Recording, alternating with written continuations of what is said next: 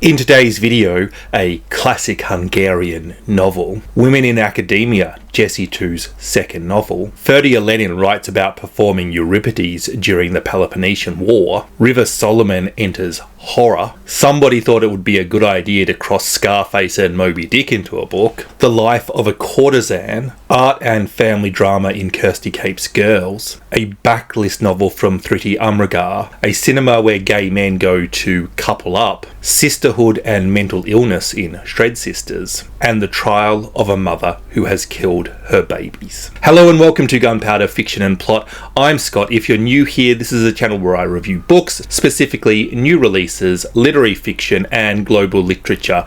I've got 11 books to review today. That's one more than usual. You get a bonus book. The later in this video I talk about the book, the better I think the book is. But I have to say that this is a pretty good crop of books today. Some of the books I discussed earlier in this video should by all rights be discussed much later. Unfortunately, they've just come up against a good crop of books.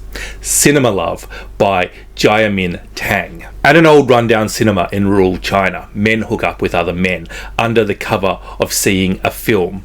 Old Second was one of these men, while Bao Mi sells the tickets and suggests to any investigative wives that the cinema isn't for them. 30 years later, and the two are now married in Chinatown, New York.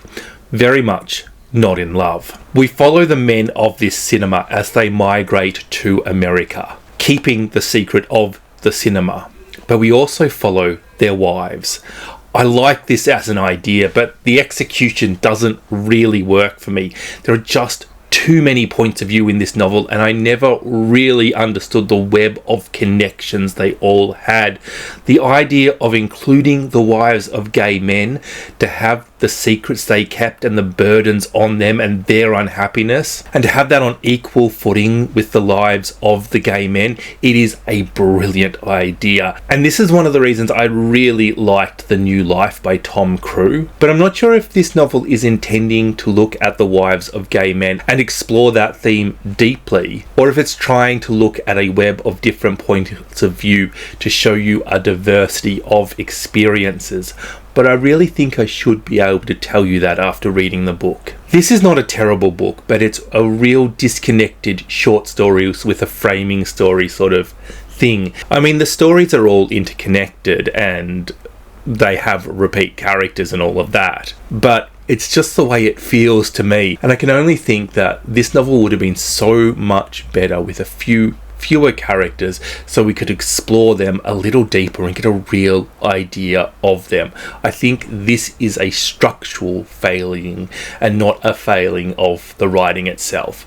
Unfortunately, this is the only book I completely recommend skipping in this video. Say Hello to My Little Friend by Jennine, Capo, Crucet. I have been flirting with reading this book ever since I heard it described as a cross between Scarface and Moby Dick, because that is the kind of car crash you just have to see. But this novel really was a pleasant surprise. It is so much better than that abomination sounds. Izzy is a young man living with his auntie in Miami. He's got a complicated past involving a boat crossing into America.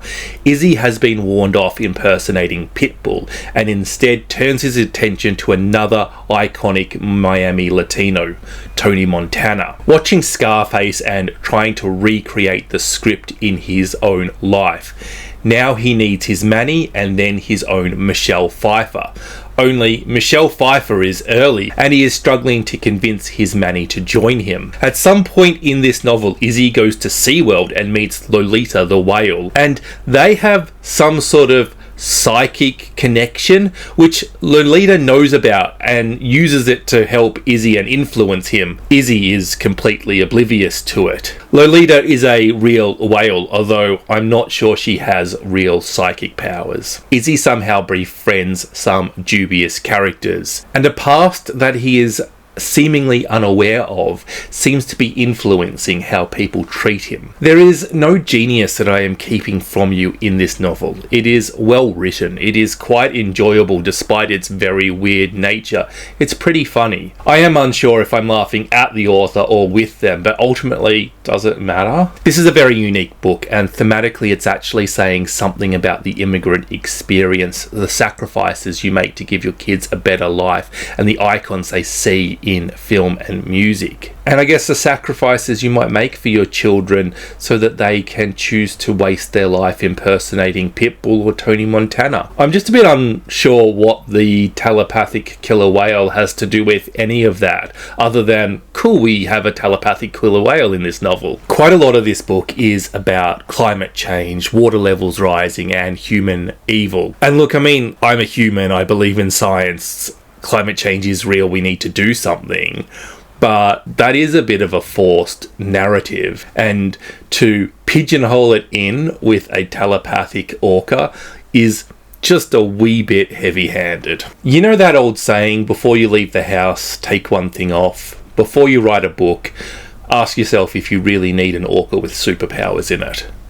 But you know what? For all the criticism I can throw at this book, it really did entertain me. It gave me an emotional impact, and it was effective at putting me in somebody else's shoes, and I even thought it was thought-provoking. What more do I actually want out of a book? That is the definition of a good book to me. Yes, I'm reviewing these books from worst to best, and yes, this is very early in the video.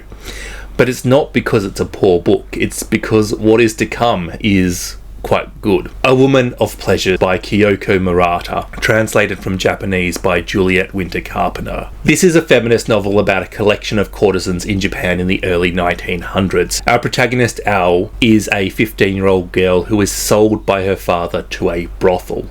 The brothel in question then charges her money for rent, meals, education, so on and so forth.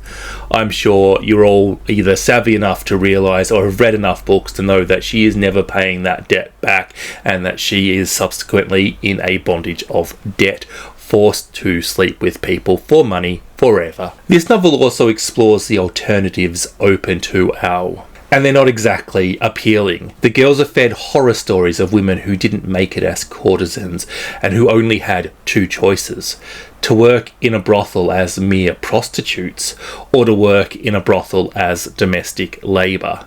Being a courtesan is the best option. By the way, I don't want you to disparage sex workers.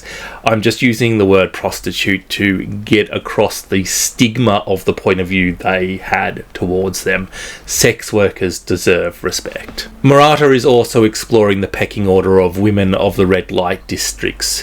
Oriens are the highest rank and treated with some deference, and while they're treated with a great deal of respect, it drops away for the other women quite quickly depending on their rank. By the way, the term yujo is a full-service sex worker who doesn't have a license to entertain, but the literal translation of that is Woman of Pleasure, the title of this book. However, the original Japanese title is Yujo Ko, which would more accurately translate as the life of a woman of pleasure. Class is discussed in different ways. While the red light district seems like a world upon itself, it is open for trade and new ideas spread quickly through it. And that includes the idea of a workers' strike. Can the women improve their conditions, or are they risking being thrown out and bringing shame upon their families? I think this is an interesting spin on the old theme of workers' rights and strikes, because it really highlights the mechanisms that control these women. And it also points out the need for collective actions to improve workers' rights and living conditions. Ao is from a remote village. She doesn't speak the same language as the other women in the brothel when she arrives, and this serves to demonstrate the powerlessness she faces in the world she's been transported to. But it is also another way in which class is discussed, serving to highlight the divide between different regions and cultures within Japan.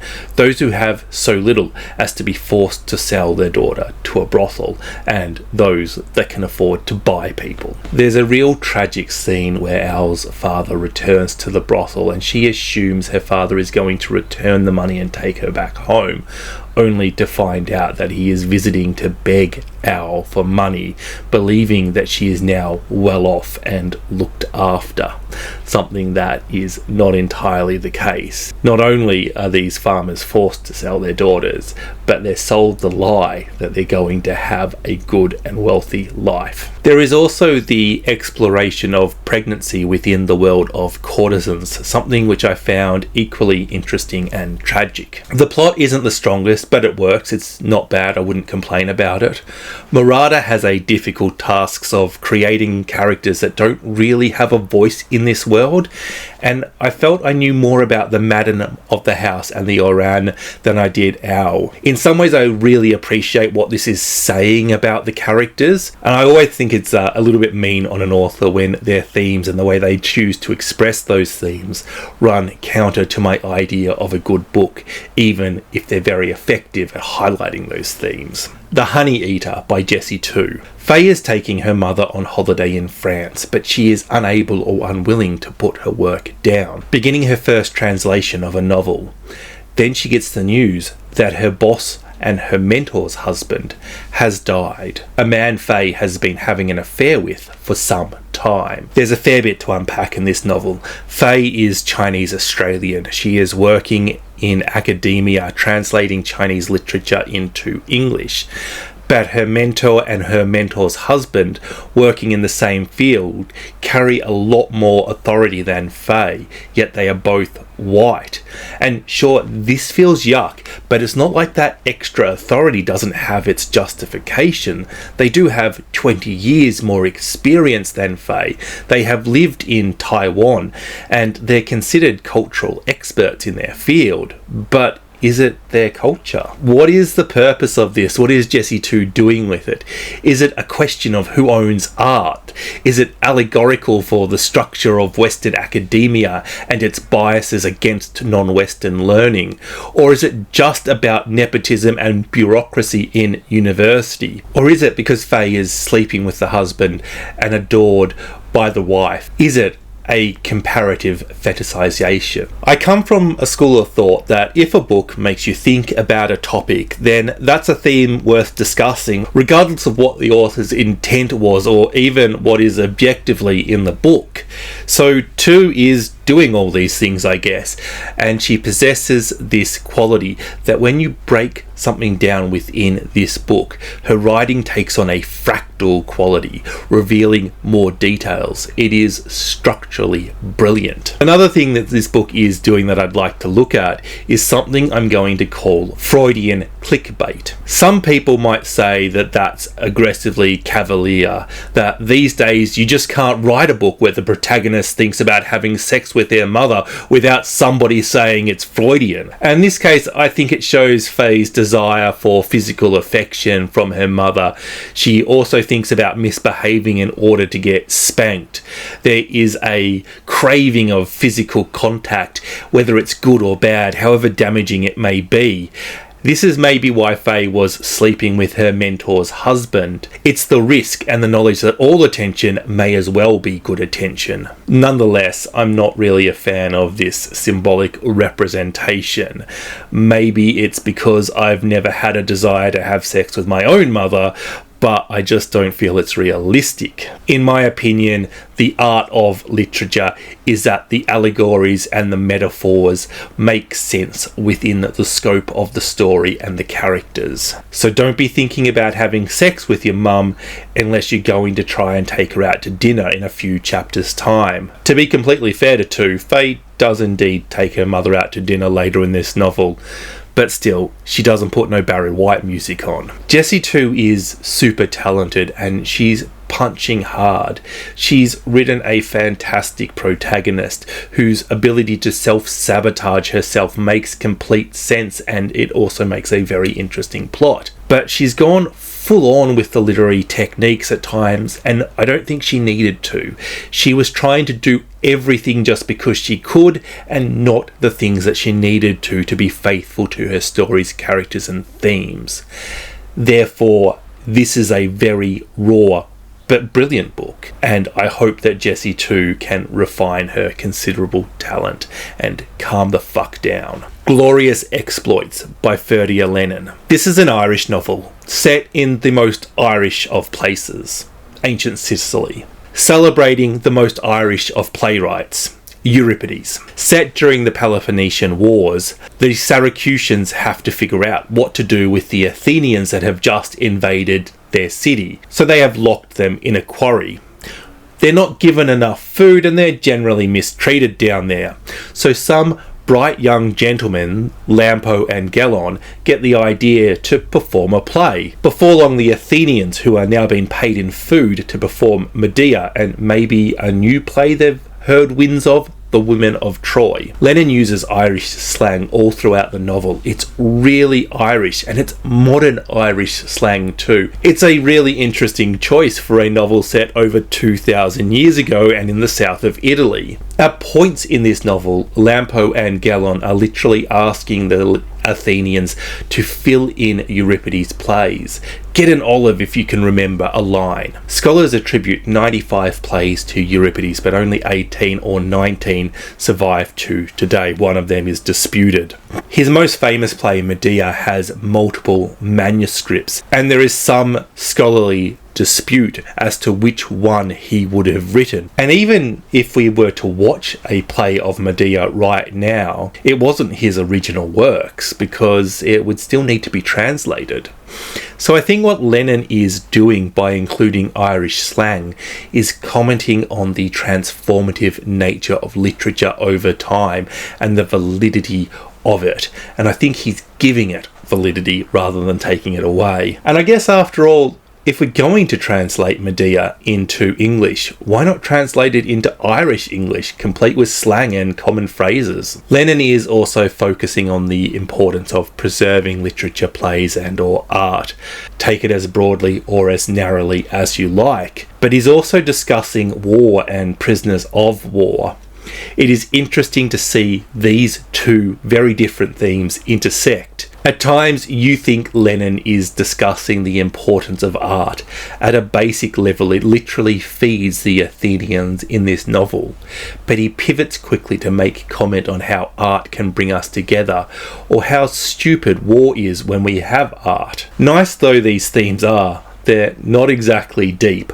Art is better than war, no shit. But the thing about this novel is that there are a lot of themes and they are layered in complexity. I appreciate the exploration of slavery and consent. A love story between a slave woman and a man is done in such a way that you're aware the woman cannot consent even if she wants to, and you're never sure if she wants to. She essentially has to keep this man happy. This particular man is soft and kind, and he tells the woman she is free to reject him, but it is his misunderstanding of the situation and of free will that leads him to think that she has the freedom to take his offer at face value, even when she explains otherwise. Similarly, these Athenians cannot consent to making the play. They need food. Offering a starving person food in order to do a task does not mean they consent to it. Is it even possible to consent if the trade involves a choice between having what you need for safety or good health or food and not? And if we extend that theme, is anybody in our modern society who is not independently wealthy really free? Even if we like our jobs, we're forced into doing them. Even if the Athenians enjoy performing a play and want to do a good job, they don't really have a choice. And even if our slave woman likes her wooer, she doesn't have a choice but to be nice to him. You can take this theme in a lot of different directions. You can ask questions about trade, business ownership, sex work, capitalism, but it is not a black and white discussion, and we risk extrapolating Lennon's themes completely out of context. Nonetheless, there is a comparison to be made between our wooed slave and the Athenians, who are not technically slaves, they're prisoners of war, but they're clearly not free. One of the weaker aspects of this book were the characters, who were very easy to love and support, or be cautious of, I guess, whatever the correct emotion was for them. but they were stereotypes. It is asking a lot of Lennon to write a comedy with themes of differing complexity and include complex characters, and it's not like the characters are poorly constructed, they're just not brilliant. The plot was fun, and I appreciate how Lennon played tribute to Euripides at certain points, but not having read a lot of Euripides, I would have liked to be more familiar with his work, because I suspect that would elevate this book even more. The setting was a complete shambles due to the Irishness of it all, but isn't that the whole point of this? That does create some thought-provoking, and it's a bit of fun. The novel, however, does feel like a couple of harmless idiots down at the pub get an idea to put on a play and somehow end up in trouble. They're eating olives and drinking wine instead of spice bags and Guinness.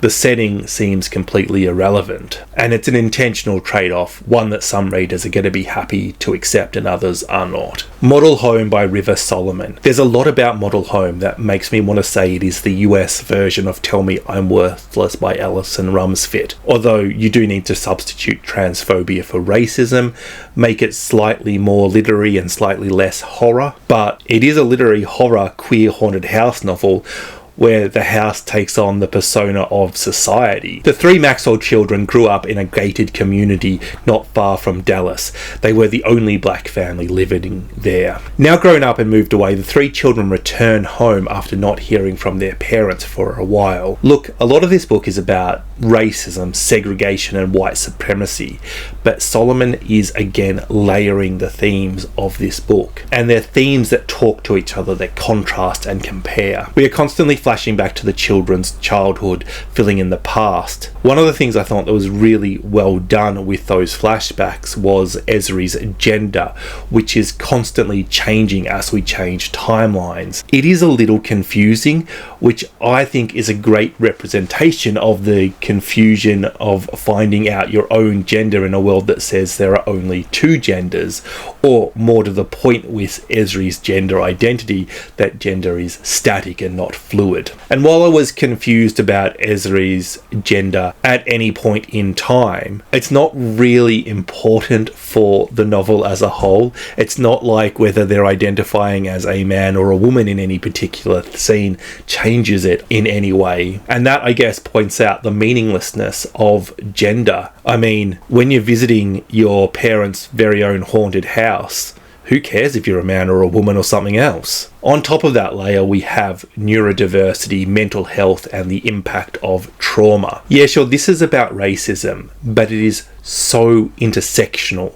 It's about otherness and prejudice. Solomon is looking at all of these things from different angles. They are looking at the world being made for certain people and set up against others. The assumptions the world makes about you, the universal microaggression of not fitting in. I've described this as literary horror earlier in the review, but kind of like Ezri's gender, it is very fluid, with some parts of the novel being very plot focused and other parts having much more literary analysis inside them. Solomon is expertly using the genre to make a big statement on the world we live in, while still being very faithful to the genre itself. Thematically, this is a great book. Character-wise, this is a great book. The setting is creepy as fuck, and the prose is lovely. Plot-wise, this is the weakest point. It's hard to get the focus of all things correct when you write a book. Most books would have one of the aspects I consider when reviewing books, plot, themes, character, prose, and settings,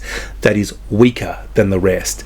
Some have four that are weaker with the rest, and they're still good. Shred Sisters by Betsy Lerner. No one will love you more or hurt you more than a sister. More than anything else that I say this book is about in this review, this is a novel about being sisters.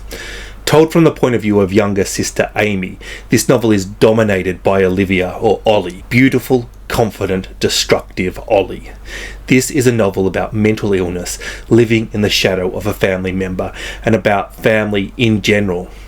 How many chances do we give our children, our sisters, the people we love? And what is unconditional love? Amy feels second best to her sister, and as a result she seems to strive for perfection. As Ollie's destructive behaviour gets worse, we start to realise this is not just a teenager playing up, but this is a mental illness, maybe multiple. Ollie is definitely manic. She's got a magnetic quality. She is fun to be around, but she will suddenly leave you after taking all your cash, only to return the next time she needs help. Then Ollie goes missing. She is uncontactable, and for all Amy and her parents know, she might be dead. And Amy is left to graduate, build a career, find a partner, and build a life. One might like to ask themselves, just how much does her new partner look like her sister? This is a novel that is basking in the glory of brilliant character writing. Amy and Ollie are the complete opposites, but they're also very clearly sisters. Their parents and a few side characters, friends, love interests are all different, with the exception I mentioned earlier, but even then, they're still very different. Plot-wise, this is a novel that takes place over a number of years, and while there are moments of tension that make you want to know what will happen next, it is more a series of subplots than an overarching plot, and that is completely appropriate for this style of novel. The setting and prose are written in such a way as to not distract you from the other qualities in this novel. I know that sounds like a backhanded insult, but when you have characters this good and you can invoke clear emotions and you deeply understand and intuit Amy's frustration, her heartbreak, her difficulty trusting Ollie, her hope and her joy, well, what else do you need? All the emotions in life are present within Amy, which is why she is the correct choice to narrate this novel, because while Ollie dominates, we do see her reflection on Amy, even in the chapters that she is not present. Additional themes of drug addiction, abuse, divorce, institutionalization, adultery, grief and loss. This is a very emotionally raw book and very much worth reading. Mother's Dote by Katixa Agirre, translated from Basque by Kristin Addis. A pregnant author learns of a woman who has killed her newborn twins and is compelled to research and write about this woman attending a trial. There is something so dehumanizing about a mother who kills her child or children, and you wonder, is the mother getting a fair trial? After all, the husband is not leaving her. He is supporting his wife through this trial. This, however, isn't a story about a mother who has killed her children. It is an important aspect of the novel, but this is a story about a pregnant woman about to become a mother, asking the what is and the what ifs of motherhood, probing her doubts and fears. Is my body my own? Will I love my child? What am I going to give up for this child? Through the exploration of Alice, a woman on trial for killing her children, our unnamed narrator is really examining her own ambivalence and fears towards motherhood.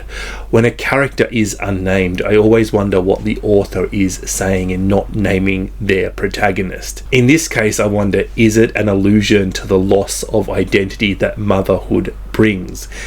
Are you about to become a cookie-cutter mother? Do you leave your old self behind and become a completely new you? A narrator has met Alice before and muses of the different ways they conceived. Alice spent thousands on IVF, while our narrator is pregnant due to a failure of contraception. Yet it is Alice who has killed her child. I am left to muse that motherhood can be unexpected, both in terms of how it comes on and in how it impacts a mother.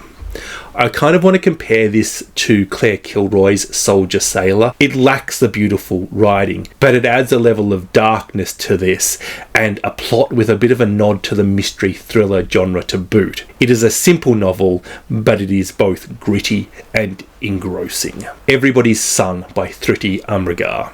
Ferdia Umrigar is an author I just view as safe, a writer of uncomplicated good works. They may not always be the best book I read in a month, but they're always quality, they're well above average, and they do exactly what I love books to do. They create vivid characters, weave simple but enthralling plots, and bring up complex human issues worthy of discussion. Umrigar is one of a small collection of authors who I am slowly making my way through the blacklist of. Everybody's Son is the story of a young black child, Anton, who is left in a house without food, air conditioning or light.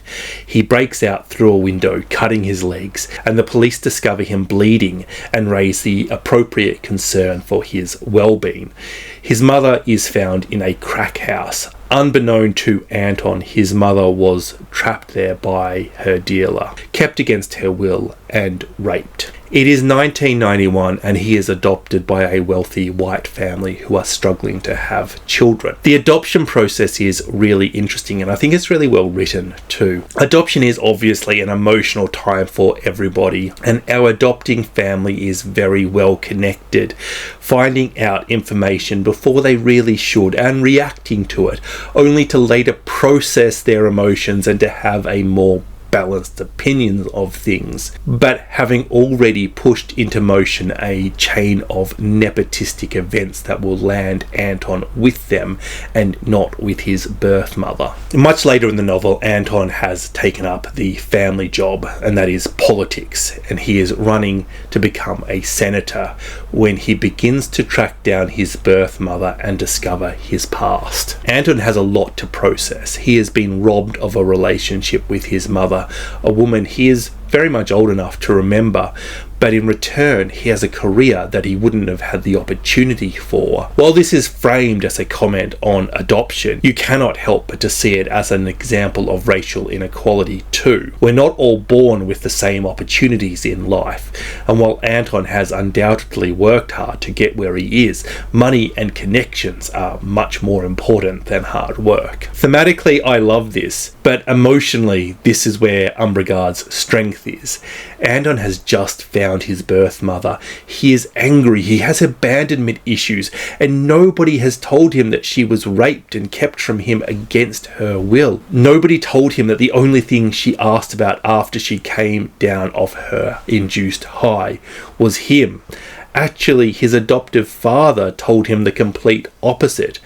Anton is processing anger against two very different but important people in his life, two people that he loved at different times, and you really understand how overwhelmed he feels, how it's too much to process all at once, and how he needs to process his emotions before he can look at things with any sort of logic or rationality. But he must do this quickly. He has an election to win, and this election he is running alongside his father. He could sink him or he could get elected, and this gives our plot a little point of tension. Between these two parts of the novel, we witness a relationship Anton has with a black woman in college. She's very idealistic and doesn't care for the more conservative liberalism that is Anton's family's politics. Think the Black Panthers versus the Democrats. It's a big enough political difference to make for quite uncomfortable political conversations. Umrigar is exploring the ideas of skin colour and racism. There is no doubt Anton is the victim of racism due to being black, but this doesn't mean he understands being black. Anton's girlfriend is trying to teach him the realities of being black, but he just doesn't get it. I guess this really points out that everybody's experience of racism and prejudice in general is different, even if aspects do overlap. And this is something that Anton struggles to understand while they're dating. There is a duality in the themes of this book. We see the divide between who Anton would have been and who he has become.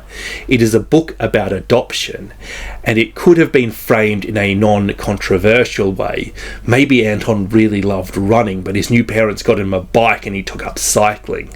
But Anton was raised black for the first 10 years of his life and white for the remainder of his childhood.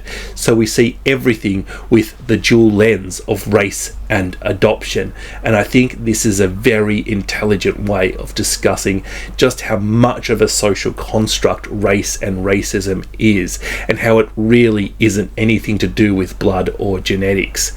In so many ways, this is an exquisitely excellent book. Girls by Kirsty Capes. This is Kirsty Capes' best novel yet, something that could very well be longlisted for the Woman's Prize early next year. Ingrid Olsen is a famous artist and a terrible mother.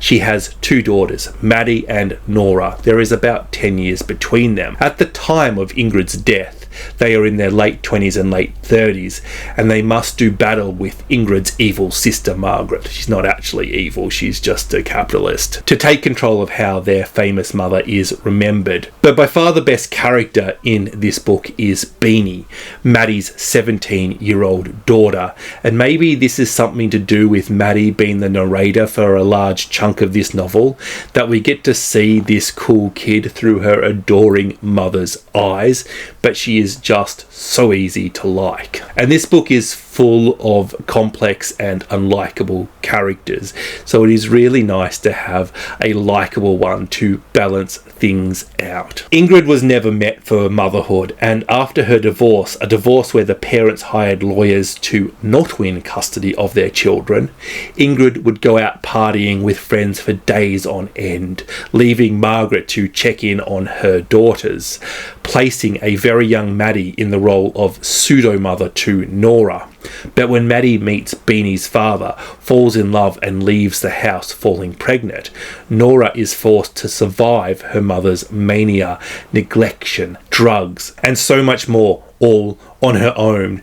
And she'll never forget that Maddie promised to take her away from all of this. As an adult, Nora is very much her mother's daughter, much to her chagrin and desire to be herself. She is an artist struggling with depression. She has a history of suicide attempts. She can never work out if her own artistic success is to do with her own ideas and good work or her mother's name. Nora has moved in with Maddie after her latest attempt to unalive herself, and this brings up issues of trust and abandonment. Nora's last attempt happened in a bathroom. Can Maddie trust Nora alone in a bathroom?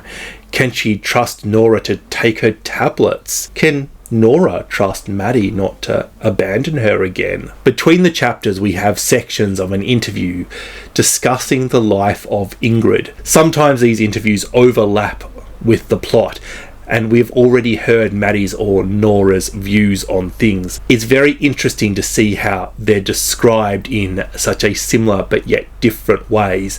Could one of the sisters be the source of this person in the interview? It's clearly a retelling, and a kinder retelling. And that sort of adds an aspect to how we're remembered, how our life is recorded, and I guess how success in one field makes us remembered in nicer ways in others. How success frames our stories. Ingrid's most famous work is a painting called Girls, a portrait of Maddie and Nora, depicting them happy. And one might ask, who is centered in the work? Does the mother really understand the daughters? And this is duplicated by Maddie's relationship with Beanie. Beanie is clearly an alphabet person, and Maddie is completely oblivious. She's almost painfully stupid on this. But it is again demonstrating this concept of motherhood, how your daughter or child, I guess, grows to be their own person, not the person you think they are. There are a few moments in this where you just need to nod and accept what is going on. At some point in this novel, they end up on a road trip in the US where they pick up a hitchhiking Dolly Parton impersonator, who it is strongly hinted at may be the real Dolly. I mean, sure, if you want some sage character that everybody loves to appear in the third act of your book and to dispense some really nice advice, Dolly is a pretty good choice. But I did have to laugh and smile and remember that this is fiction, and the author isn't obliged to keep things realistic if they don't wish to. And I guess this really does serve to remind us that while there are some big themes in this book that this is a book that is meant to be a good time. For all the big issues around suicide, motherhood, family, grief, intergenerational trauma and so on, there are multiple scenes in this novel where you're just screaming yes, or you're laughing at the stupidity and silliness of these relationships. Capes can write a book, she can explore themes, she can give you big emotions and great characters, but life isn't just a clusterfuck of misery. It has ups and downs, and nobody can call this book pretentious. Even though Capes has made some really literary points about art and how we're remembered, her use of the interview between chapters is a perfect example of perspective changing the narrative. And this is why this book is so good. It is layered. It is so layered. It has a coming of age aspect to it. It is a feel-good novel. It has a stupid road trip. It has Dolly Parton making a cameo. If you sent a beanie, the novel is a coming-of-age story. If you sent a Nora, there's an emotional roller coaster in there. There's also a love story in this, and there is all sorts of glorious structures and literary devices. This is one of the finest blendings of commercial and literary fiction I've read in a long time. And where do you go from a book like that? Well, you see, I enjoyed every aspect of Girls, but in 20 or 30 years, we're not going to remember it. We're not going to be talking about it. But in 100 years' time, people are still going to be reading, and they're still going to be discussing The Door by Magda Szabo, translated from Hungarian by Len Rix. This was a book club novel for my Patreon book club, and wow, do I recommend this as a book club novel. I learnt so much and gained such an appreciation for this novel. While I enjoyed reading it before our discussions, when I had different people's ideas and different people's understandings all communicated to me, it just became magical. Now is a great point for me to thank my Patreons and welcome my newest members, Samantha, Janet, Patricia, Jero and Rhonda, and to invite all of you people out there who would like to support this channel or join a great collection of people in discussing excellent books to join my Patreon. This novel is simple enough. An author, Magda, hires an eccentric housekeeper, Emerence.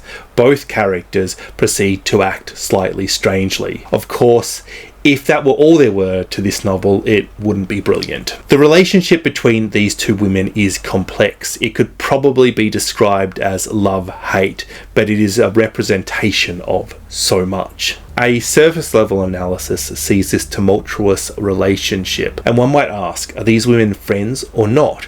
Emerence comes and goes as she pleases, always doing the work she is required, but doing it in her own time, her own way. And when the master of the house falls ill and she is not informed, she stops coming. Magda thinks of this as a punishment, but also she's not a particularly reliable narrator. Not that she's trying to be deceitful or to trick us, it's just that she doesn't realise that Emerence might be hurt. But then again, she's probably right that she's been punished as well. If we take a step deeper, Magda views the relationship between these two women as master-servant, and Emerence doesn't believe in such structure. Can bosses and employees really be friends? I mean, of course they can, but to say it doesn't have an impact upon their relationship is another matter entirely. And in many ways, Emerence acts like she is in charge, expecting her wishes to be followed. It is a real turning of the tables. If we continue exploring those themes a bit further, we start to see that Emerence is a representation of a working class, while Magda is the intelligentsia. Traditional values versus emerging values. Their relationship becomes a symbol for Hungary at the time, written in 1987, just prior to the fall of communism in Hungary. It has kind of a nice message and kind of a horrible message. These two women fight and bicker, but they love each other too. They're both somewhat horrible, as represented by their treatment of a certain dog in this book. Magda neglects it. She doesn't love it and is confused by it. And then she is annoyed that it prefers her housekeeper to her. Meanwhile, Emerence disciplines the dog beating it constantly, but yet the dog loves her and waits for the scraps of affection it gets from her. If animal violence is a deal breaker for you, please don't read this book. But I bring it up because it's metaphorical for the treatment of followers under different systems of governments. It really doesn't matter which system. Once we see the communism and the intelligentsia links, we can now address the title of this book, The Door. Emrance doesn't want anybody to see inside her house. The title literally refers to her front door. Why doesn't Emrance want anybody to see past her door? If you've read the book, you know what's inside, but where did it come from? And what is Emrance representing? And if you haven't read the book, I'm not going to tell you what's inside the house. I'm not going to give you that level of analysis. I'm going to tease you by not telling you the full story, so you'll have to read the book to find out. There are so many themes littered throughout this book that I feel like I could talk about them for longer than the book itself. I focused on this relationship between the two main characters, but there are so many other things in this novel. There are actually a heap of other characters. This novel is exploring the idea of death, autonomy, and sacrifice, for example, and it all links back into the themes of Hungary, into Hungary's history, into communism versus the intelligentsia, into friendship. And I've discussed all these political themes, but there are so many philosophic themes as well. As some dead white guy once said, there is only one philosophical question, and that question is certainly discussed at length in this book, and I would argue that it was discussed in a more unbiased and nuanced nature than Mr. Albert Camus did. As to other philosophical questions such as the concept of self or the group, which maybe does link back into that first question. This is literary fiction that will explode your brain, and if you're going to read this, and you really must, I really recommend buddy reading it with somebody or doing it with a book club, because you simply cannot see everything in this book, and to have somebody else share their thoughts with you and to have you share your thoughts with somebody else will enhance both of your experiences so much. Everybody has something to learn and everybody has something to teach. Thank you for watching. Don't forget to like and subscribe. Bye bye.